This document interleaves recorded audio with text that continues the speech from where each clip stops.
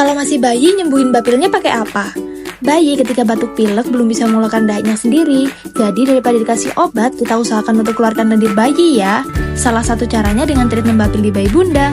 Optimal mengeluarkan dahak serta lendir melalui pup, muntah, ataupun ingus dengan sinar moksa infrared.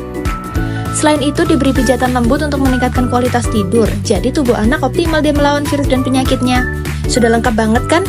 Tanpa obat tapi bapil minggat. Yuk sembuhin bapil anak di bayi bunda, reservasinya bisa klik link di bawah ini.